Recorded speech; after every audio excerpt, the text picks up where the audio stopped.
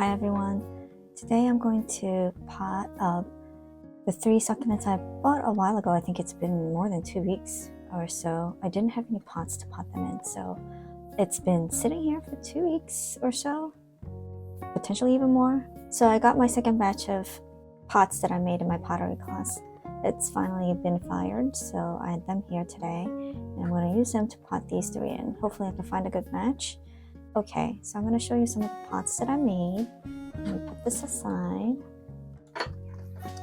So this is one of the pots I actually made at home because I did purchase a small pottery wheel just to practice at home. And it's not an easy process to practice at home because there's a lot of things that you have to do to sort of make it work. Now, I tried a different glaze on this and it came out kind of blotchy. I'm not really loving the look, but I did put a lot of effort into making these flowers. So I do like overall color and scheme, let's say. But yeah, I mean, this could be one of them. And I'll show you another one. So this, as you can see, there's a little dip on the pot. So this is one of the very earliest ones that I made that just kind of got lost in the pile and finally got glazed. I did do these little carvings and I tried to give it like an antique look. I love how it came out. The only thing is, as soon as I was done with the painting and the carving and the painting, I accidentally dropped the pot, so it cracked and I was like devastated because it was one of the very first ones that I made. As you can see, I made a very small draining hole too. Yeah, so I decided to just keep it anyway, only because it was one of my very first and I did put a lot of hard work into carving and painting. So I just smoothed it out and I figured, oh, I'll just, put it towards the back when I pot the pot in. So that I kept. And there's another one that I made that I did do these little flower painting on. I have no idea what kind of flower this is. I'm just at this point winging. I wish I had more time to do some more real research as to what type of flowers there are and what's available out there and whatnot.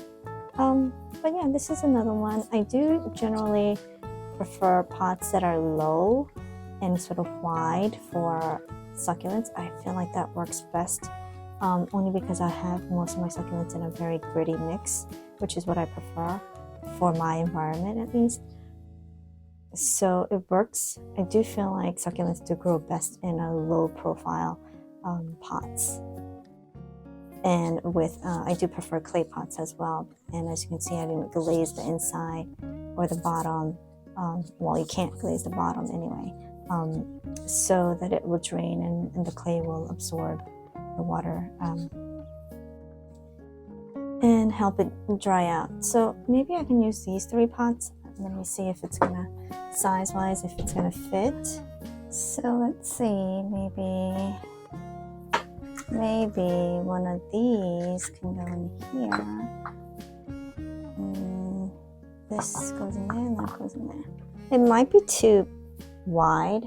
I'm trying to look around to see what I can potentially pot up in here. Yeah, let me get these out of the pot first and see how their roots are. Because sometimes if the root system is very long, you can't pot it into a low profile pot unless I cut the roots.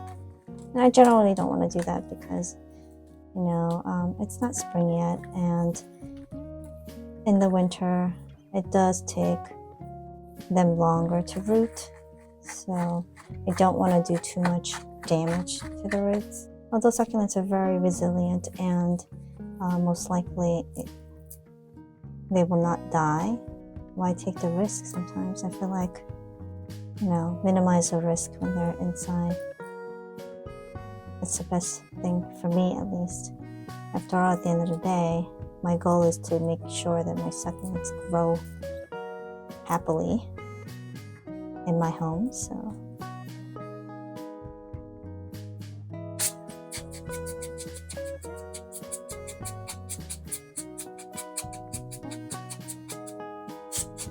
Man, that's very dusty.